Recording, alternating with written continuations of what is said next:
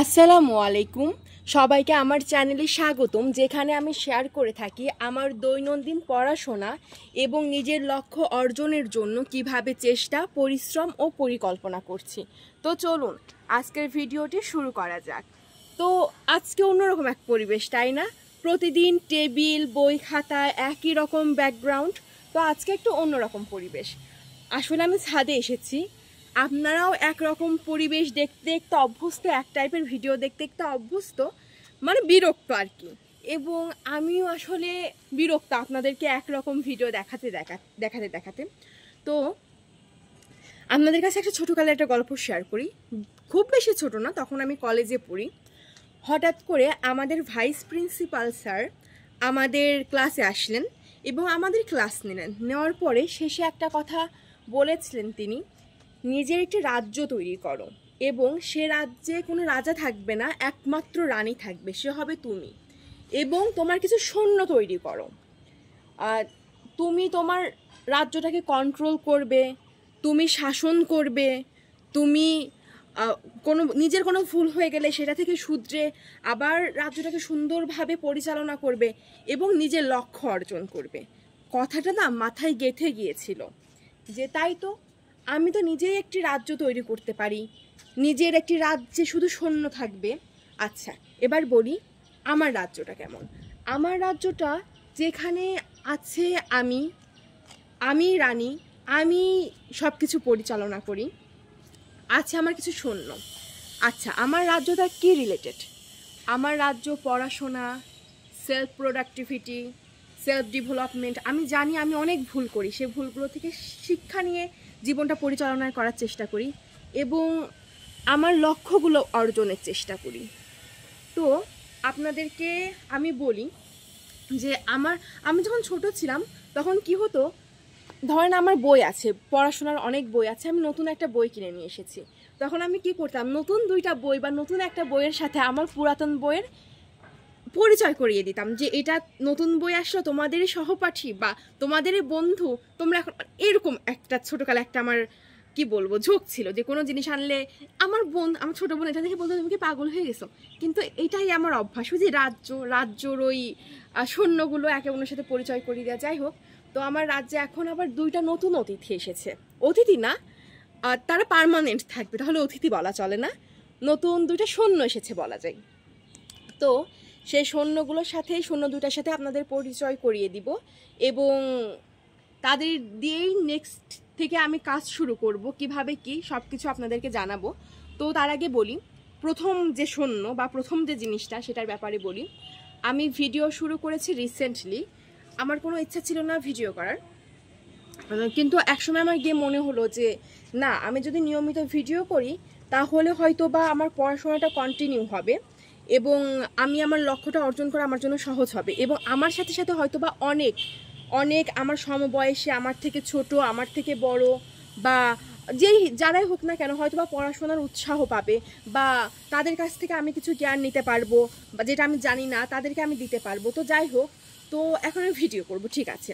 তো আমি প্রথমেই আমি শিওর ছিলাম না যে আমি ভিডিওটা কন্টিনিউ করতে পারবো কি করব না, কারণ কি আমার এটা অভ্যাস যে আমি কোনো কিছু শুরু করি খুব আগ্রহ নেই, কিন্তু খুব দ্রুতই আমি আগ্রহটা হারিয়ে ফেলি। এটা আমার ছোটোকাল থেকে একটা খুব খারাপ অভ্যাস। এজন্য আমি আমার আম্মু এবং আমার ছোটো বোনের কাছ থেকে বেশ কথা শুনি। তারা আমাকে বলে যে তুমি তো শুরু করো, ঠিক আছে, বাট কন্টিনিউ তো করবা, কন্টিনিউ না করলে তো তুমি লক্ষ্য অর্জন করতে পারবা না। এবং এটা আসলেই ট্রু, আমি যদি কন্টিনিউ না করি তাহলে আমি লক্ষ্য অর্জন করবো কীভাবে। কিন্তু এবার আমি ডিটারমাইন ছিলাম না, এটা নিয়ে আমাকে আগাতে হবে। আমি যদি আগাই আমার স্বপ্নটা আমার কাছে আসবে, আমি এটা নিয়ে যতদূর আগাবো আমার স্বপ্নটা ততটুকু আমার কাছে আসবে। তো সেই চিন্তাভাবনা থেকে আমি ভিডিও শুরু করি। এবার বলি, ভিডিওটা যখন শুরু করি তখন তো আমার ফোন ছিল, বাট স্ট্যান্ড বা যে প্রয়োজনীয় জিনিসগুলো প্রয়োজন আসলে আমার ছিল না। এবং আসলে সত্যি কথা বলতে আমি ভালো করে ভিডিও করতে পারি না। তো সেখান থেকে আমি ভাবলাম কিভাবে করা যায়। এখন সবথেকে বড় কথা, ভিডিও করা বা কোনো কিছু করাতে আমার ফ্যামিলির কোনো প্রবলেম নেই যে না তুমি এটা করবা না। আমার ফ্যামিলির কথা খুব, আমি বারবারই বলি, তারা খুব সাপোর্টিভ এবং ফ্যামিলির কথা তুমি করো, সৎভাবে করো, মানে নিজেকে নিরাপদে রেখে যা মানে করো, আমাদের কোনো প্রবলেম নেই। তো সেক্ষেত্রে ভিডিওটা কিভাবে করব, তো আমি আমার বোন এবার এসএসসি পরীক্ষা দিয়েছে, এসএসসি পরীক্ষা দিয়েছে, ও তো বেশ মোটা মোটা বই। আমি ওকে বললাম যে তুমি তোমার মানে ওর কাছে না বলে ও পরীক্ষা দিতে গিয়েছে, আমি ওর 7-8টা বই নিয়ে চলে এসেছি। ওকে, আর আমার কাছে তো কোনো স্ট্যান্ড নেই, বই নিয়ে আসলে তো হবে না, ফোনটা তো কিছু একটার ওপরে রেখে তারপরে আমার শ্যুটটা করতে হবে, মানে আমার দেখাতে হবে যে আমি মানে দেখাতে হবে কি আমি যখন পড়ছি তখন তো শ্যুটটা করা লাগবে। তো চলুন দেখাই কি দিয়ে আমি শ্যুটটা করতাম। তো তো এখানে আসার সময় আমি একটা ব্যাগই নিয়ে এসেছি, যেহেতু আমি বেশ কিছু জিনিস দেখাবো, তো ব্যাগটা নিয়ে আসলে আমার এটা ক্যারি করতে সুবিধা হবে, আমি খুব সহজেই নিয়ে যেতে পারবো এবং নিয়ে আসতে পারবো, হাতে করে আসলে তো নিয়ে আসা সম্ভব না। তো চলুন দেখাই কি কি আছে এই ব্যাগে। তো ওকে ওকে, আর একটা জিনিস, আমার বোনকে অনেক অনেক ধন্যবাদ, তো এখন আমার ক্যামেরাটা ধরে দিচ্ছে, ঠিক আছে। তো এই ব্যাগটা আমি নিয়ে এসেছি, তো চলুন দেখাই এই ব্যাগের ভিতর কি কি আছে। আমার দুইটা সৈন্যর সাথে আপনাদেরকে পরিচয় করিয়ে দিই। তো আমি যেটা বলছিলাম যে আমি আমার বোনের বইগুলো মানে রাখতাম, 7-8টা বই রাখলে বেশ মানে উঁচু হয়ে যায়, তো সাথে তার উপরে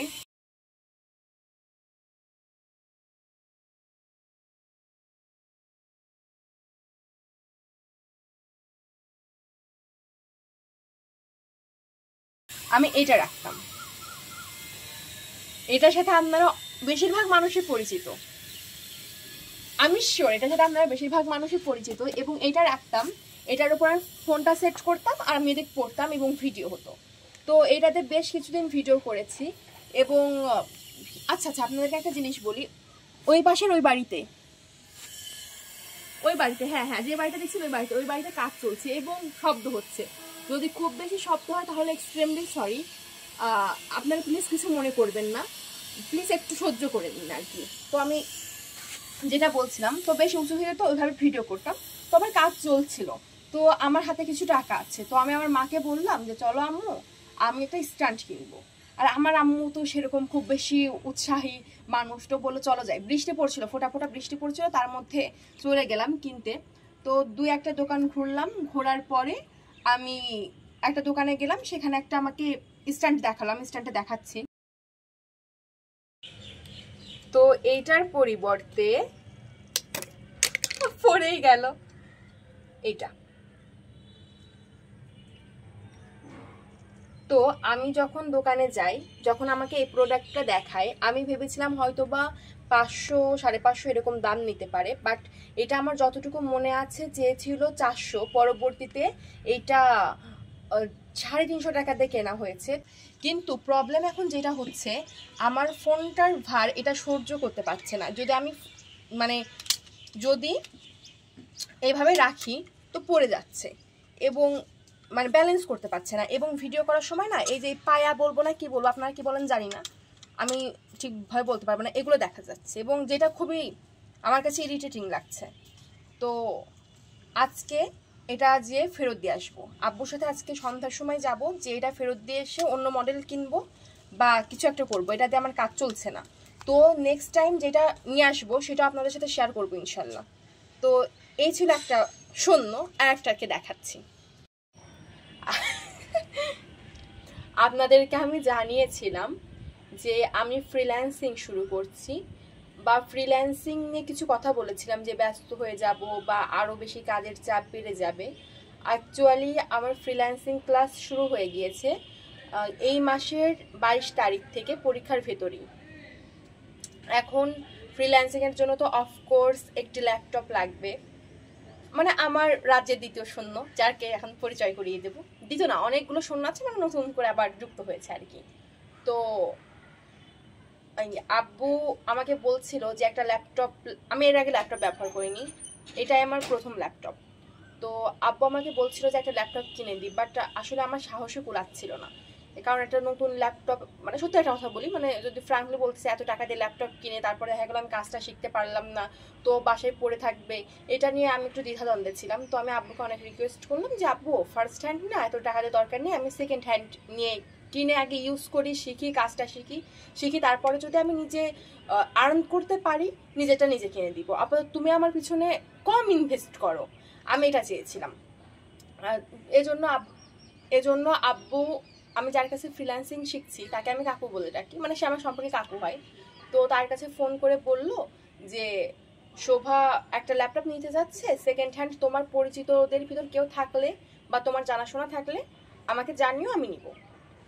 তো তখন কাকু একদিন হঠাৎ করে মেসেজ করে জানালেন যে একটা ল্যাপটপ আছে এবং পরিচিতদের মধ্যে, এবং ল্যাপটপটা ভালো।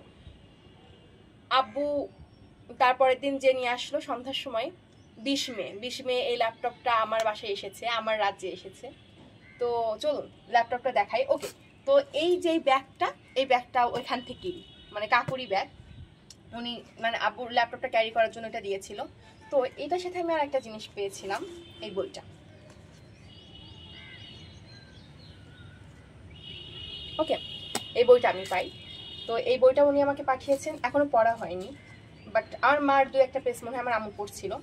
তো যাই হোক, পড়বো ইনশাল্লাহ, এটা পড়বো, আমার পড়ার ইচ্ছা আছে এবং পড়বো ইনশাল্লাহ, আল্লাহ যদি এসে তৌফিক দান করেন। এটা এবং এবার আসল জিনিসটা দেখাই, আমার ল্যাপটপটা।